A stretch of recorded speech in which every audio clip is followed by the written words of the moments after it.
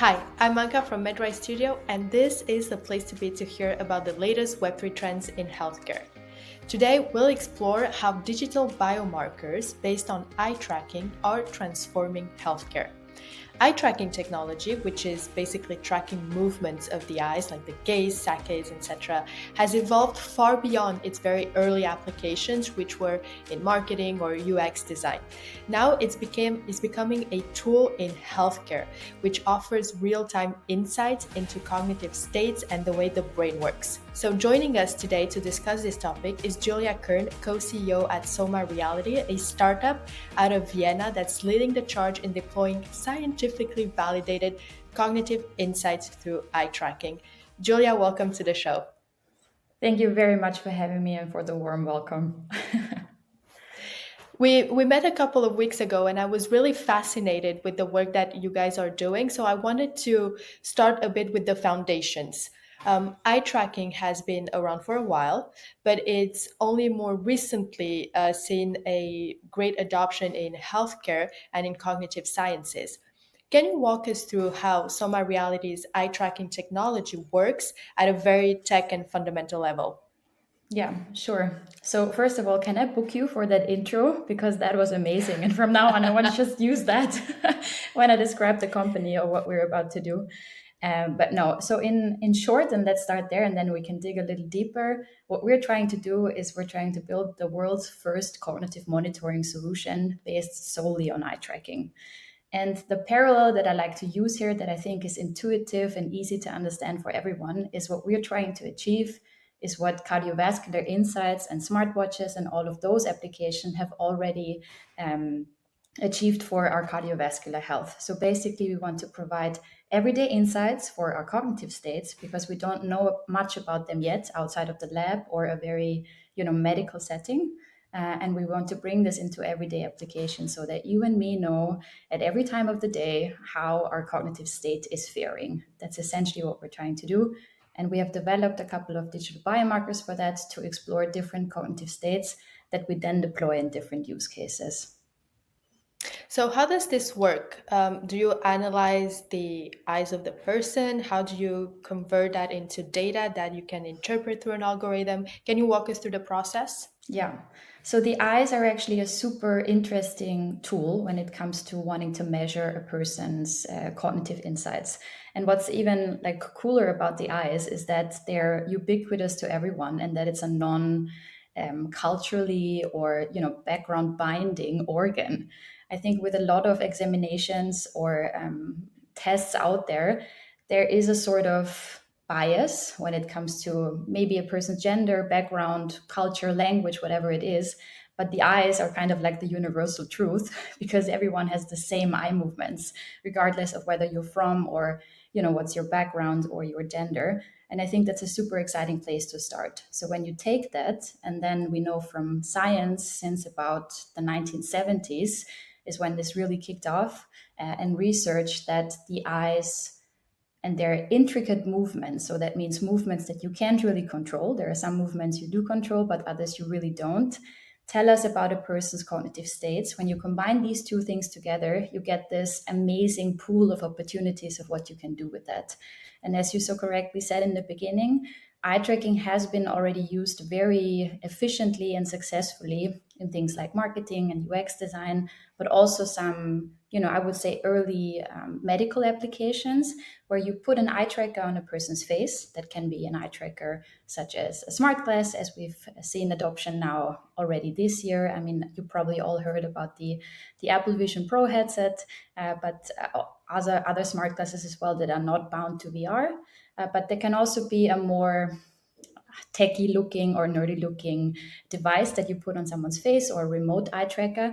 And basically, that device measures your eye movements, as you also put already in the intro. And then from there, we combine this with all the things we already know from research and science, what different eye movements tell us, for instance, fixations or saccades. So, how long you're looking at something, how often you're looking at something, how the eye moves in between those fixations. Those are those eye tracking data points hold such a vast amount of depth which you can then analyze and look at to derive and to get to a point of knowing how a person is basically feeling in their head. Can you give us an example of a couple of these biomarkers and what type of Yes. information they provide about a patient or a person? So I think the most interesting one that most of us can relate to on an everyday level is cognitive load. I think cognitive load is a term that someone might have already heard or stumbled across. It's also referred to as mental effort. So when we're processing something, when we're performing a task, when we're reading an email, when we're replying to an emotional text of a friend, the brain has to exert some sort of energy to basically get the point across. And traditionally, this kind of mental effort is measured via an EEG headset or an EEG application. But obviously, none of us have that at home.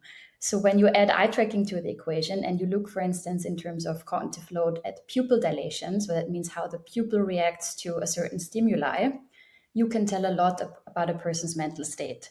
But obviously, we don't stop there. So we don't just say, okay, so when a pupil dilates, that means a person has high cognitive load. You said it also in the beginning that we scientifically validate our biomarkers. So we spend a lot of time both on the research and the application end to make sure what we're saying is true. Otherwise, you can't really do business today. So that's just good business practice. And we've also derived another algorithm that plays into the cognitive load algorithm that filters out, for instance, the pupillary light reflex. So the pupil obviously also reacts to light. That's something that we all know as well. When you look at the sun, directly at the sun, something happens to our eye, and you can tell from eye tracking what exactly is happening, which is that basically it's very sensitive to light. So you have to filter that out. So that is just an easy example of there's, in theory, what you can do to measure a person's cognitive load. But then you have to have a myriad of things looked at in order to really get to this very conclusive and decisive biomarker that can tell you in real time how a person's mental state is faring. And have you developed yourself the algorithms that can transform those parameters that you're recording into insights about the cognitive load or any type of cognitive markers? Yes, exactly. So that's the secret sauce of what we do at SOMAREALITY. Eye tracking is a technology that's been around for a little bit. Also, cognitive insights is a field that has been I would say not sufficiently, but already vastly researched in the past. I think there's a lot that we still have to find out about our cognitive states and about cognitive insights in general. But what we do at SOMAREALITY, we put those two together and then develop our proprietary cognitive load biomarker in that case, or other biomarkers that can tell us a lot about a person's cognitive insights. And in terms of use cases, from hearing what you're saying, it feels like there are two kind of use cases. Maybe those that are medical and that can use these biomarkers to give information about potentially a disease coming down the line. But also, for instance, for a surgeon who's operating on a patient, knowing exactly what his eyes are doing can give us information about how the surgery is going. Is that correct? Yes, so that's a little bit of the luxury problem that we have with our technology is that it can be used in so many different use cases, and that as a small team coming from Vienna that's not funded like OpenAI is, you have to decide on a specific one and you have to decide how to set out to build not only a really cool technology, which is obviously what we're all poised to do at SOMAREALITY, but at the same time you have to build a business. And so, what we decided to do is we decided to deploy our technology in promising and early stage B2B use cases that are not limited to a healthcare use case. But I'll talk about the healthcare use cases obviously here today.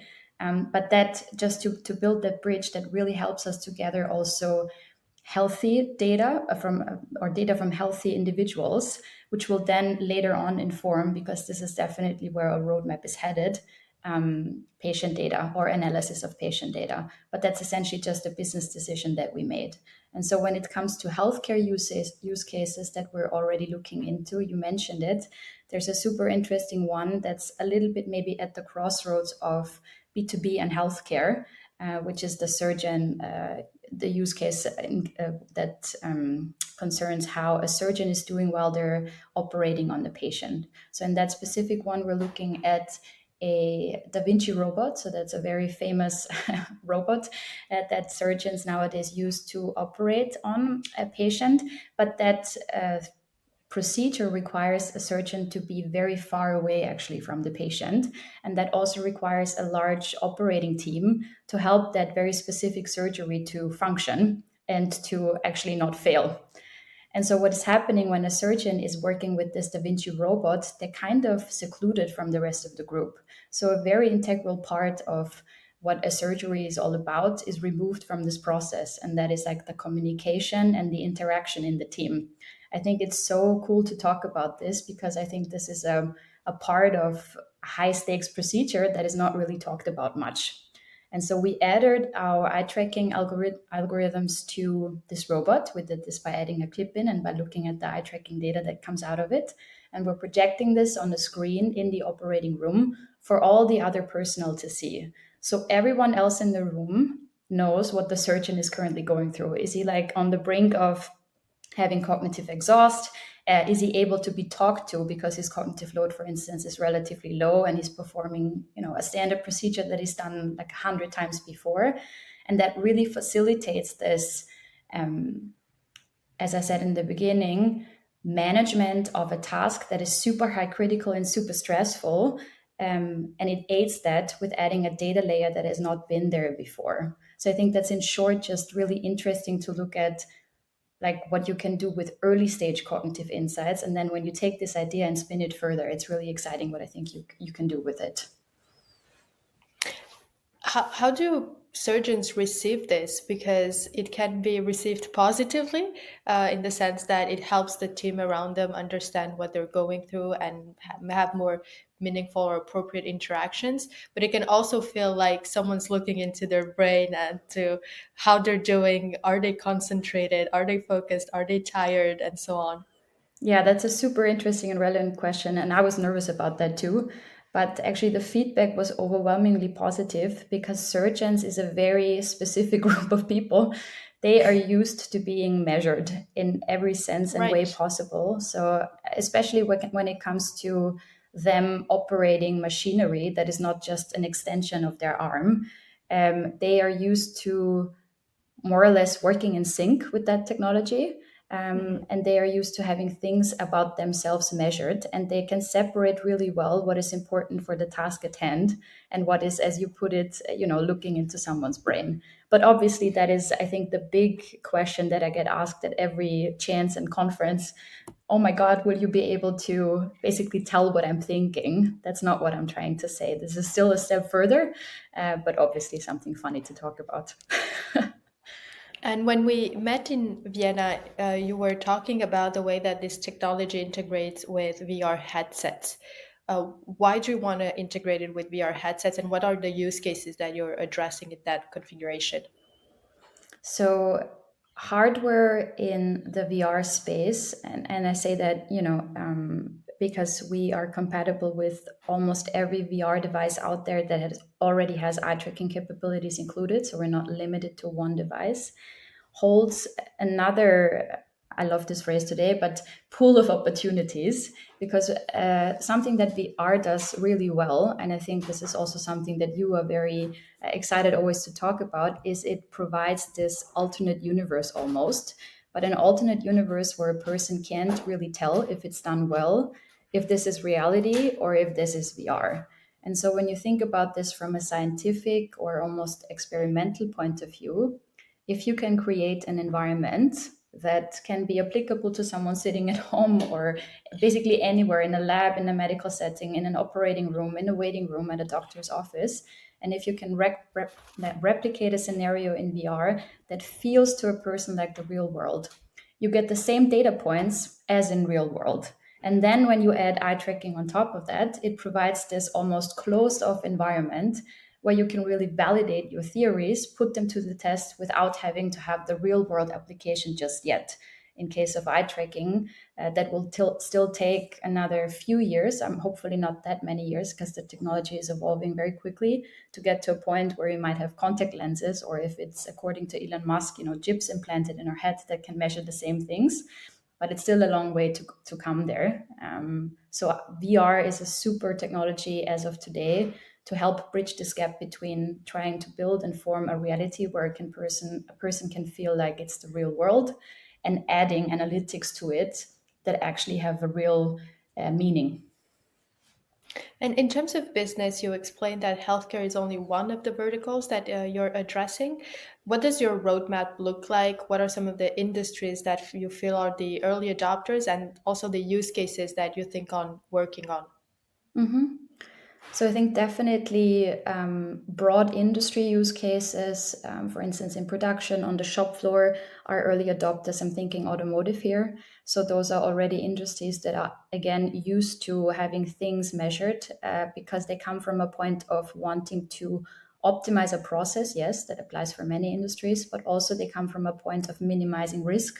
And so that is always something that outweighs potential doubts about a new technology at hand. So automotive is a really good early adopter for new technologies. I mean, currently they also have to. They're undergoing a big disruption themselves.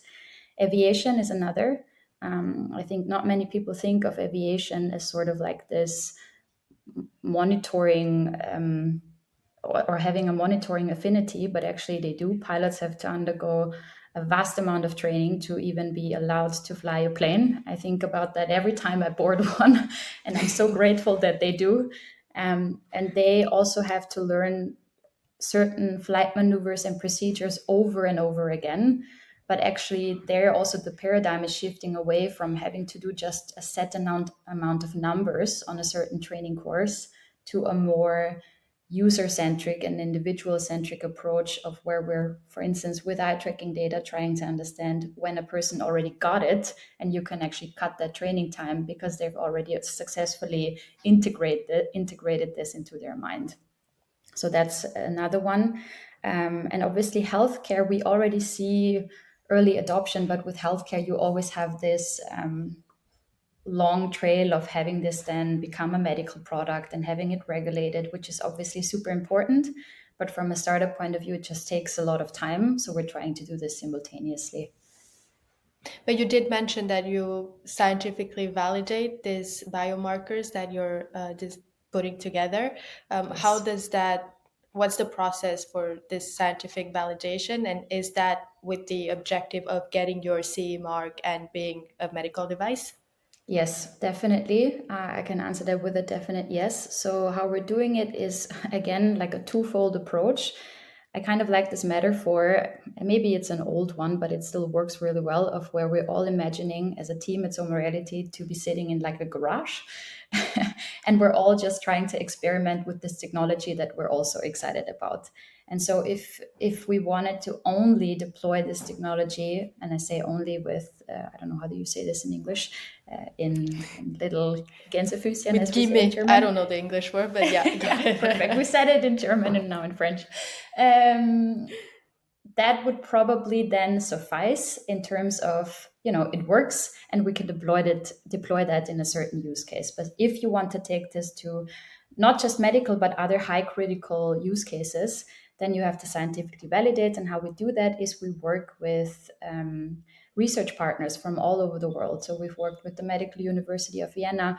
We've worked with institutions like the Stanford University. Obviously, that's a big name I like to throw around, but we really did. And we've worked with different research institutions who have already have had their eye on validating eye tracking in a specific use case. And then we just come in and say, okay, why don't you just also use our biomarkers and see how they fare in comparison with everything else you set out to do? So that's how we started in the beginning. And now, obviously, we're also luckily at a point where we can choose our research partners that we then validate our technology with in studies, and that we can then later, publish a research paper is really the currency that we look for when it comes to scientific validation, because then it's tried and tested, and then we can, put the stamp on it and say, okay, next would be regulation, and next would be maybe a CE mark or a US market entry. And last question for you. There are different companies addressing this topic of eye tracking. In one short sentence, what is the gap that you're trying to fill in the market right now? So you are right. A lot of companies are currently working with eye tracking. And I think the big differentiator is this thing that I called luxury problem in the beginning. It's that we didn't limit our technological application to a specific use case, hardware, or even field, but it's that we're trying to build this layer of cognitive monitoring that can be applied in a variety of use cases with a variety of technology in a variety of people, regardless of whether they're a patient or a healthy individual. So I think it's really this vision that drives us forward, that we want to make cognitive insights available to anyone, anywhere. Julia, it was really a fascinating conversation. I really love this topic. I could spend hours discussing this. Thank you so much for all the insights that you brought and for all the exciting possibilities that you described in the eye tracking field. Thank you so much for having me, Anka. And I'm coming back to this wanting to have you as an introductory person every time I have to go on stage or give a talk. It's perfect. Thank you so much. I'm available anytime. That's it Amazing. for today. Thank you so much for following us. And as always, I will see you soon for another Web3 adventure in healthcare.